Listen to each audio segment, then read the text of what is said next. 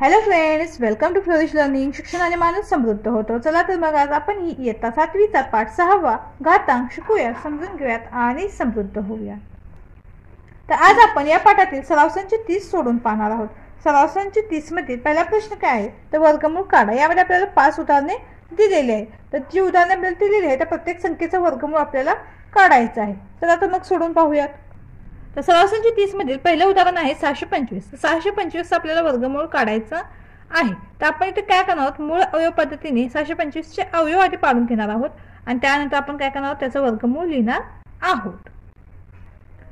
तर 625 ला आपण इथे 5 ने भाग देऊयात. 5 ने आपण जर याला भाग दिला तर काय होईल, 125 हा भागाकार मिळतो. म्हणून काय होईल, 5 गुणिले 125 हा याचं काय असेल, पहिला आपल्याला अवयव मिळतील. पुन्हा काय होईल, 5 गुणिले आता 125 चे पुन्हा अवयव पाडायचे आहेत. 125 ला 5 ने भाग जातो म्हणून काय होईल, 5 गुणिले 25. 25 चा पाडा येतो आपल्याला. 25 च्या पाड्यामध्ये 25 5 चे 125 येते माहिती आहे आपल्याला. म्हणून आपण काय केलं, 25 गुणिले 5 बरोबर काय मिळते, 125 गुणिले हे 5 आपण आहे तशी ठेवले बरोबर. आता हे दोन्ही 5 आहे तशी लिहूयात. 5 गुणिले 5 गुणिले आता 25 चे पुन्हा काय अवयव मिळतील आपल्याला, तर 5 गुणिले 5 मिळतील. आता या सगळ्यांचा आपण जर पुन्हा गुणाकार केला तर आपल्याला 625च मिळतं. 5 गुणिले 5 25, 25 5 125, 125 5 625. आता यामध्ये सामायिक आपण अवयव लिहूयात, त्यांच्या जोड्या बनवूयात आणि प्रत्येक जोडीत आपण एकच अवयव इथे घेणार आहोत. तर ह्या जोडीतील हा 5 घेऊयात, हा जोडीतील हा 5 घेऊयात, त्यांचा गुणाकार करूयात. हा गुणाकार किती मिळतो आपल्याला, 25 मिळतो. म्हणून वर्गमुळात 625 बरोबर काय होईल, 25. याला आपण काय म्हणतो, वर्गमूळ चिन्ह आपण असं देतो. वर्गमूळ 625 म्हणजेच काय, 625 चे वर्गमूळ काय आहे, 25 मिळालेलं आहे. तर पहिल्या उदाहरणात आपल्याला 625 चे वर्गमूळ 25 मिळालेलं आहे. तर दुसरी संख्या काय आहे पहा, 1225 आहे. इथे तुम्हाला जर कसोटी पाठ असतील तर तुम्हाला अवयव पाडणं अजून थोडं सोपं होतं. आता इथं 5 असल्यामुळे याला काय होतं, 5 ने भाग जातो. एकक स्थानी 5 किंवा 0 असेल तर त्याला 5 ने भाग जातो. म्हणून आपण काय करूया, त्याला 5 ने भाग देऊयात. काय होईल, 5 गुणिले 245 होईल. हा जर आपण भागाकार केला, 5 ने याला भाग दिला तर 245 मिळतं. म्हणजेच काय, 245 गुणिले 5 जर आपण गुणाकार केला तर आपल्याला 1225 ही संख्या मिळते बरोबर. आता काय करूयात, हे 5 आहे तसं ठेवूयात. पुन्हा काय होईल, ह्या 5 ने 245 ला आपण भाग देऊया. म्हणजेच काय होईल, 5 गुणिले 49. 5 ने जर आपण 245 ला भाग दिला तर तो 49 चा भाग जातो. म्हणजेच काय, 49 गुणिले 5 केला, हा गुणाकार केला आपण तर काय मिळतं, 245 मिळतं बरोबर. आता हे 5 आपण आहे तशी लिहूयात, हा पण 5 आहे तसा लिहूया. गुणिले आता 49 च्या वेळी काय मिळते आपल्याला, तर 7 गुणिले 7 बरोबर. आता काय करूया, यांची एक जोडी आणि यांची एक जोडी आहे. प्रत्येक जोडीतील एक अवयव घेऊयात. म्हणून इथे काय होईल, 5, या जोडीतील काय येईल, 7. आता यांचा गुणाकार करूयात. म्हणून 7 गुणिले 5 काय होईल, 35. म्हणून काय होईल, वर्गमुळात 1225 किंवा 1225 बरोबर 35. म्हणजे 1225 चं वर्गमूळ काय आहे, 35 आहे.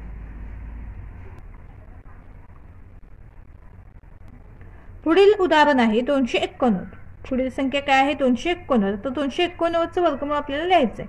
पण तुम्हाला जर 30 पर्यंत वर्गपाठ असतील तर तुम्हाला माहिती असेल की 289 ही काय, 17चा वर्ग आहे आणि 17 ही काय आहे, मूळ संख्या आहे. त्यामुळे काय होईल, याचे अवयव काय मिळतील आपल्याला, 17 गुणिले 17 हेच अवयव मिळतील. म्हणून काय होईल, 289 चे वर्गमूळ बरोबर काय मिळेल आपल्याला, 17 मिळेल. दोन्ही काय आपण काय होतं, जोडीतील एक संख्या घेत आहोत. याचे अवयव काय मिळाले आपल्याला, 17 गुणिले 17 हेच अवयव मिळतात. म्हणून 289 चे वर्गमूळ काय असेल, 17 असेल. आणि 17चा वर्ग केला तर काय होतं, 289 ही संख्या मिळते आपल्याला. यानंतर पुढील संख्या आहे 4096. आता 4096 ला ही समसंख्या असल्यामुळे ते 2 ने आपण भाग देऊ शकतो. इथे 2 ची कसोटी लागू होती, त्यानंतर 4 ची सुद्धा कसोटी लागू होते आणि 8 ची सुद्धा कसोटी ते लागू होते.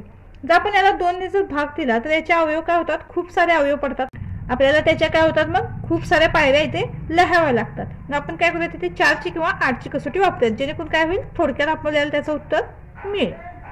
तर आपण ते काय करूयात, 8 ची कसोटी वापरूयात आणि 8 ने याला भाग देऊयात. म्हणून काय होईल, 8 गुणिले जर आपण याला भाग दिला तर काय मिळेल, 500 12, 8 पंचे 40, त्यानंतर पुन्हा काय होईल 8 एके 8, 9 मध्ये 1 8 गेल्यानंतर 1 उरेल 16, 8 दुनी 16, 512 मिळाले. पुन्हा काय होईल 8 गुणिले 512ला पुन्हा 8ने देऊयात भाग, म्हणून काय होईल 8 गुणिले, आता ह्याला जर 512ला पुन्हा 8ने भाग दिला तर काय मिळेल 64 मिळेल.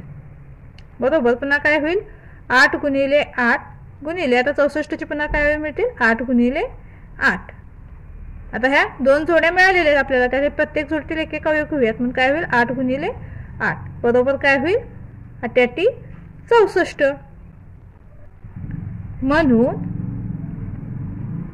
4096चे वर्गमूळ काय असेल 64.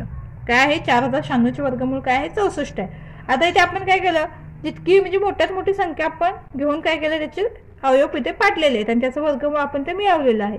आपण हे 2 सुद्धा भाग देऊन हे मिळवू शकलो असतो, पण काय होत होतं त्याच्या पायऱ्या खूप वाढल्या असत्या, खूप साऱ्या स्टेप्स आपल्याला कराव्या लागल्या असत्या. तर आपल्याला उत्तर हवंय तर आपण काय करायचं आहे, तर जितकं सोपं होईल तितक्या सोप्या पद्धतीने आपण ते उत्तर मिळवायचं आहे. तर आपल्याला इथं उत्तर मिळालेलं आहे 4096चे वर्गमूळ काय आहे 64 आहे. यानंतर पुढची संख्या आहे 1089.